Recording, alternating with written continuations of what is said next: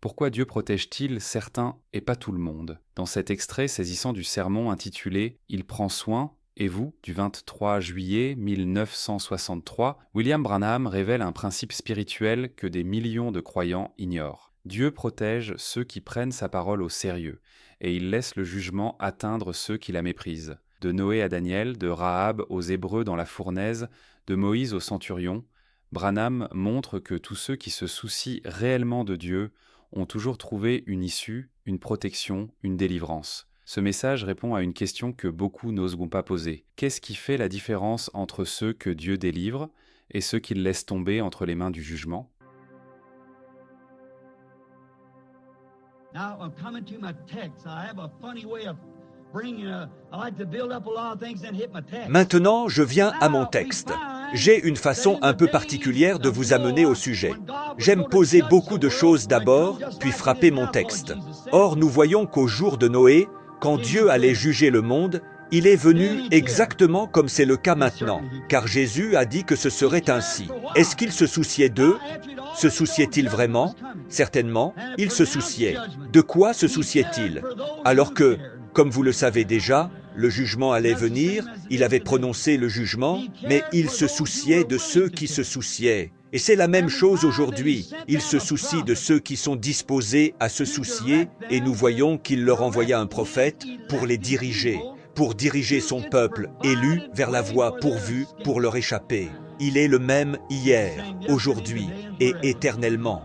Nous voyons que Dieu s'est soucié de son peuple, mais à la fin, et nous le voyons, à la fin, il n'y a plus rien sur quoi bâtir, tout est corruption. Comment pourrions-nous bâtir une ville sur les ruines calcinées d'une Sodome et Gomorrhe? Comment pourrions-nous faire cela? Il ne reste qu'un seul phénix, et c'est la venue du Seigneur Jésus. Et, oh là là, une purification par la période de tribulation, pour ramener une restauration du monde, pour un peuple qui est juste aux yeux de Dieu et qui vit de sa parole. Remarquez, il s'est soucié de ceux qui voulaient échapper au jour de Noé, et il leur envoya un prophète, et ce prophète les dirigea vers la voie pourvue de Dieu. C'est ainsi que Dieu fait les choses. Dieu parla à Noé, ce qui était la parole. Ce n'était pas encore une parole écrite à ce moment-là. Et il dit à Noé de préparer une arche pour le salut du peuple, et d'avertir tout le peuple qu'il n'avait qu'un seul chemin de salut. Et cet homme était un prophète vindiqué qui leur prouvait la voie d'échappement. Remarquez, les humbles et les sincères entendirent cet homme et le crurent, et ils échappèrent. Ils échappèrent à quoi? À la mort du monde du péché qui était détruit en ce jour-là. Ils échappèrent à la voie de mort qui reposait sur le monde entier. Dieu s'est tellement soucié. Oh, que Dieu nous aide à descendre profondément maintenant, avant la ligne de prière. Dieu s'est soucié. Il regarde sur le monde aujourd'hui. Il a appelé et appelé encore. Et il a été méprisé, rejeté. Il y avait une possibilité de repentance. Au commencement, quand Dieu dit à Ésaïe d'aller devant Ézéchias et de lui dire qu'il allait mourir, Ézéchias s'est repenti et il y eut miséricorde. Quand Dieu dit à Jonas d'aller à Ninive et de crier, car dans 40 jours la ville serait détruite, ils crièrent à la miséricorde et il y eut repentance. Mais quand ils rejettent cela, il ne reste plus que le jugement. La nation a rejeté Christ. Ils n'ont pas tenu compte de l'appel. Alors il ne reste plus rien, si ce n'est que nous faisons face au jugement maintenant. Repenti. Maintenant, nous allons voir ce qu'il a fait dans le passé. Au jour de Noé, c'est ce qu'il fit. Il envoya le prophète, il amena le chemin, il leur montra la voie, et il les rendit conscients de l'échappement, et ils échappèrent au jugement. Il s'est aussi soucié d'eux. Nous voyons qu'il les conduit à un endroit où, dans les derniers jours, la parole sortira avant que le grand jugement ne vienne. Il s'est tellement soucié d'eux qu'il a préparé une voie dans laquelle ils pouvaient entrer et être délivrés de tous les jugements qui devaient venir. Il a fait cela pour les élus. Maintenant, nous savons qu'il a fait cela uniquement pour les élus. C'étaient ceux qui avaient accepté ce journal de vie, le livre de vie. C'étaient ceux qui étaient prédestinés à le voir. C'étaient ceux-là. Si nous croyons la Bible, nous devons croire à la prédestination. C'est juste. Ce n'est pas que Dieu veuille que quelqu'un périsse, mais il sait qui recevra cela et qui ne le recevra pas. Il s'est aussi soucié de son peuple élu au jour de la destruction de l'Égypte.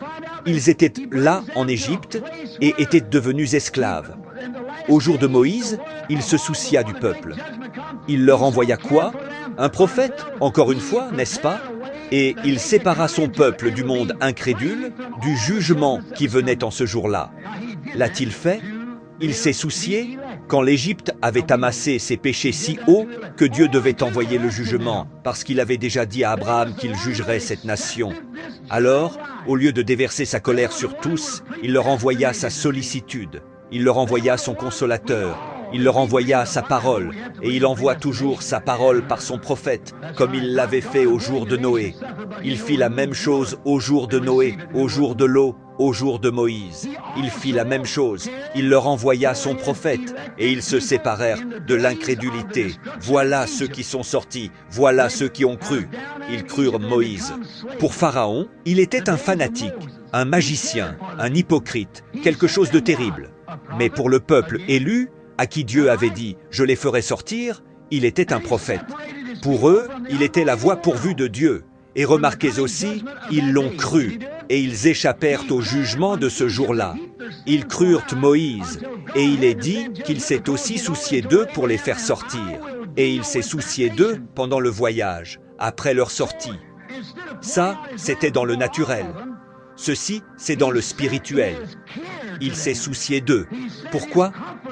Parce qu'il a pourvu à tout ce dont ils avaient besoin pendant qu'ils étaient en route. En effet, il les guérit quand ils étaient malades. Il a pourvu à la guérison. Il a pourvu à un moyen pour leur maladie. Il pourvu un serpent d'airain afin qu'ils puissent regarder à ce serpent d'airain, symbole du péché, et être guéris. Il les nourrit en chemin. Non seulement il les nourrit, mais il les appela, montrant qu'il se soucie de ceux qui se soucient. S'ils sont prêts à confesser, à se repentir, à croire et à accepter, Dieu se soucie. Mais vous devez d'abord vous soucier. Vous devez accepter ce qu'il vous a envoyé. Il s'est tellement soucié d'eux qu'il s'assura qu'il n'y aurait aucune erreur. Il a vindiqué son prophète par un signe de la colonne de feu afin que le peuple voie que ce n'était pas simplement un homme qui marchait là, mais que c'était Dieu. C'était lui qui conduisait le chemin. Dieu se soucie de ceux qui se soucient.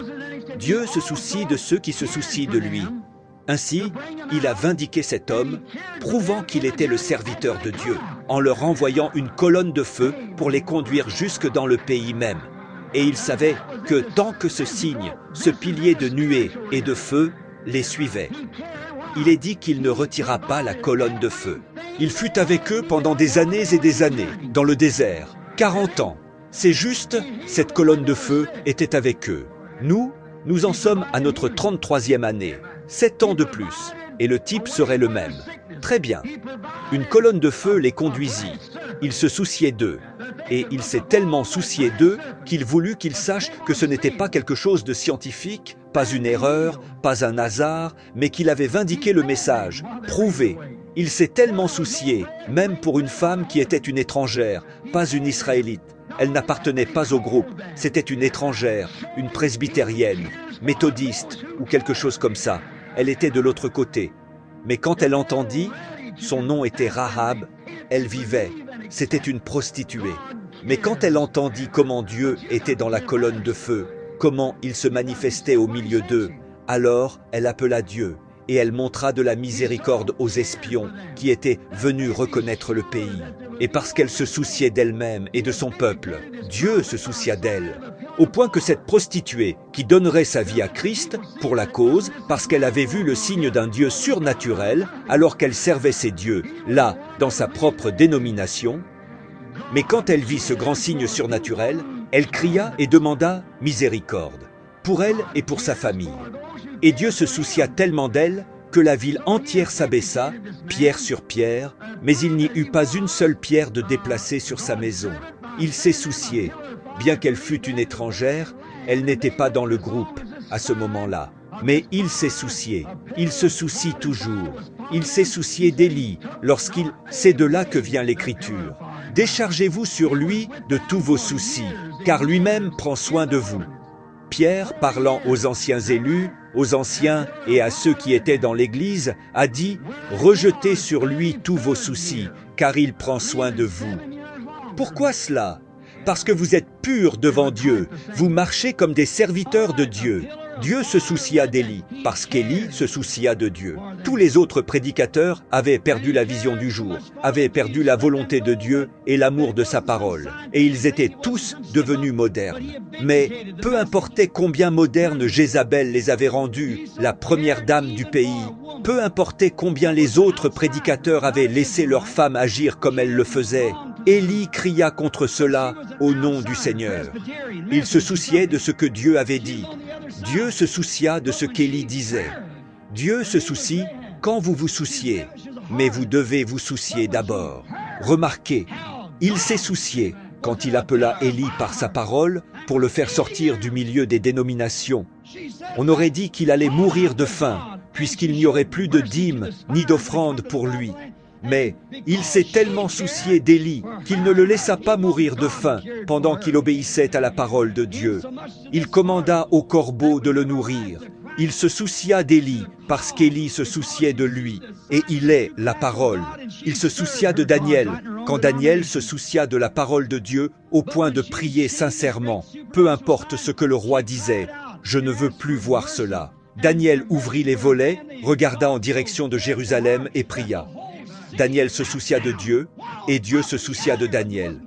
Il envoya une colonne de feu qui effraya le lion loin de lui, et il resta là, avec lui, toute la nuit. Dieu s'est soucié parce que Daniel s'est soucié. Oui, monsieur. Il a prié sincèrement, sachant que cela signifiait être jeté dans la fosse, au lion, s'il désobéissait aux ordres dénominationnels. Mais il s'agenouilla près de la fenêtre, ne craignant pas ce que l'homme disait. Il ouvrit grand les fenêtres, parce que c'était un commandement de Dieu. Et il pria sincèrement et honnêtement son Dieu chaque jour. Il se soucia de Dieu et de son commandement. Et Dieu, en retour, se soucia de Daniel et de sa position. Daniel se soucia de Dieu et de sa parole. Et Dieu se soucia de Daniel et de sa position pour la parole. Il le fera chaque fois. Amen. Il se soucia des enfants hébreux quand ils respectèrent sincèrement et se soucièrent de la foi qui leur avait été transmise une fois pour toutes, la parole de Dieu. Il se soucia tellement d'eux que lorsqu'on sonna la trompette, ils avaient un commandement de Dieu. Ne te prosterne pas devant un Dieu païen ni devant ses statues. Ne te prosterne pas, ne l'adore pas. C'était le commandement. Et quand on fit sonner la trompette en disant « Ceux qui ne se prosterneront pas iront dans la fournaise », ils se soucièrent tellement qu'ils tournèrent le dos à la statue. C'est vrai, Dieu se soucia tellement d'eux que, quand la chaleur se fit sentir, il envoya le quatrième homme et il les garda au frais. Il s'est soucié parce qu'ils se sont souciés. Si vous voulez rester accroché à un certain credo, Dieu ne se soucie pas de ce que vous faites si vous voulez faire cela. Il ne se souciera jamais de vous parce que vous faites ce que l'homme a dit. Mais si vous vous accrochez à la parole de Dieu, à votre confession vraie et sincère, et que vous croyez que Dieu est le guérisseur, le même hier, aujourd'hui et pour toujours, il se souciera de vous. Il s'est soucié alors. Il s'est soucié des enfants hébreux. Et il leur envoya le quatrième homme pour les délivrer, qui était Christ, nous le savons. Quand les lépreux crièrent « Seigneur », 10 lépreux vinrent et crièrent sincèrement « Seigneur, aie miséricorde de nous ». Ils se souciaient au moins de leurs propres besoins. Il avait la puissance pour se soucier d'eux. Il se soucia des lépreux, parce que les lépreux se soucièrent assez pour faire leur confession, pour l'appeler Seigneur. Il se soucia du centurion, qui se soucia suffisamment de lui-même pour aller chercher de l'aide auprès de Jésus. Quand ce centurion, par sa foi, renonça à ses idoles de Rome et se soucia tellement qu'il fit un témoignage public pour qu'il vienne guérir son fils. Jésus se soucia assez pour venir le guérir. Il se soucie quand vous vous souciez. Vous devez d'abord vous soucier, ouvrir. Il se soucia quand Jaïrus se soucia suffisamment de Jésus. Il était un croyant secret. Il croyait qu'il avait raison, mais à cause de sa position dénominationnelle, il ne pouvait pas sortir et le confesser.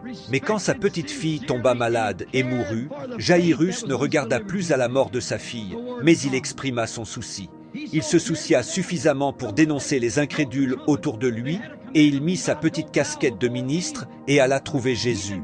Quand Jaïrus montra qu'il se souciait, Jésus montra qu'il se souciait assez pour venir la ressusciter d'entre les morts. Rejetez sur lui tous vos soucis, car il prend soin de vous, peu importe ce que c'est. Il s'est soucié, il s'est suffisamment soucié, alors qu'il n'y avait même pas de commandement, rien de dit. Il n'en avait jamais parlé, mais il se soucia, parce qu'une petite femme ne pouvait pas passer dans la ligne de prière.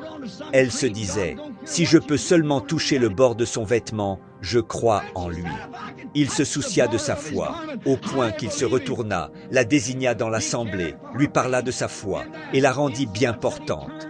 Il se soucia, parce que la femme s'était souciée.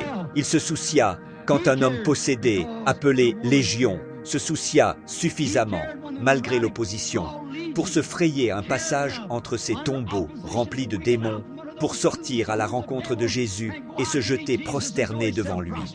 Une légion de démons ne serait jamais venue à lui, si Légion n'avait pas d'abord forcé son chemin pour venir à sa rencontre.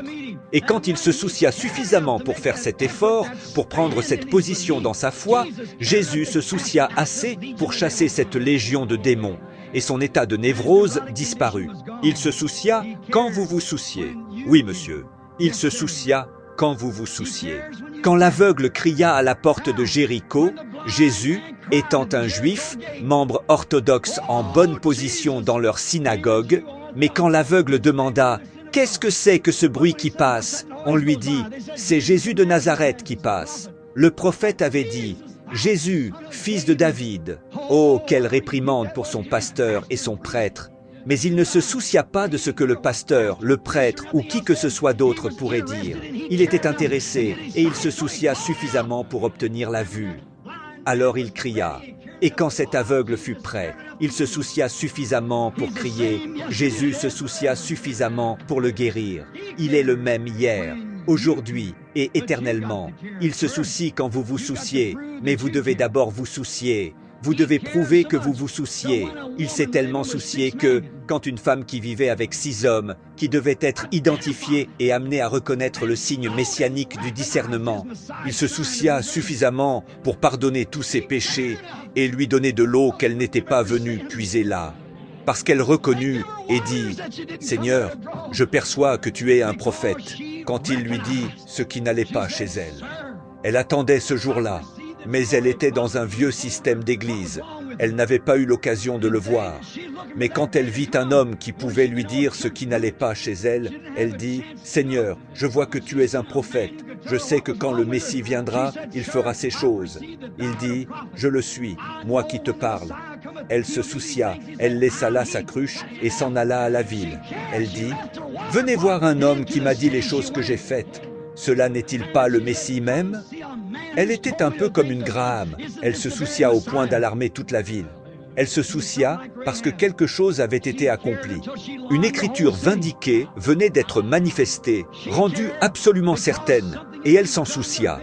Elle ne se soucia pas de ce que les hommes diraient, ou de ce que quelqu'un d'autre dirait. Elle l'avait vu. Elle était là quand cela s'est produit. Elle s'en soucia. Et elle se soucia aussi de son peuple, au point qu'elle parla à chacun d'eux. Et cela amena toute une ville à croire en Jésus-Christ.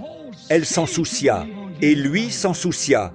Certainement, Jésus se soucia suffisamment du message du jour pour amener ces mêmes choses à s'accomplir, comme il l'avait dit, au point qu'il mourut et ressuscita, pour revenir par le Saint-Esprit, le Consolateur, afin de montrer son ministère aujourd'hui, qu'il est toujours vivant. Il s'en soucia assez. Ne nous soucierons-nous pas? Voilà la question. Allons-nous nous en soucier? Il est mort pour ce ministère. Il est mort afin que le Saint-Esprit puisse être ici, en ce jour, pour montrer ces choses. Il s'est soucié de vous. Il s'est soucié de l'amener ici. Il s'est soucié de faire cette déclaration. Il s'est soucié parce qu'il vous a aimé. Il s'est suffisamment soucié pour le faire, pour envoyer le Saint-Esprit afin de rendre ce ministère vivant aujourd'hui. C'est ainsi qu'il prouva qu'il se souciait en ce jour-là, parce qu'il vint pour vindiquer ce que Dieu avait dit de lui, ce qu'il serait. C'est la raison pour laquelle la femme l'a reconnu. Elle dit, « Je sais que, quand le Messie viendra, il sera un prophète. Quand le Messie viendra, il nous dira ces choses. » Voyez, il s'est suffisamment soucié de la parole de Dieu pour la lui vindiquer. Amen. Maintenant, il a envoyé le Saint-Esprit, afin que, en ce jour d'intellectualisme, par ce même Saint-Esprit, il puisse nous prouver qu'il est toujours le Messie, le prouver de la même manière. Il est le même hier, aujourd'hui et éternellement. Maintenant, la question est, te soucies-tu ? Si ce message t'a ouvert les yeux sur une vérité simple mais solennelle, Dieu protège ceux qui se soucient réellement de sa parole, ceux qui marchent, obéissent et croient, alors ne laisse pas cette révélation s'éteindre. Dieu prend soin encore aujourd'hui, Dieu agit encore aujourd'hui, mais il répond toujours à ceux qui font le premier pas. Si tu veux recevoir d'autres extraits profonds, rares et percutants de William Branham, abonne-toi dès maintenant. Et partage cette vidéo.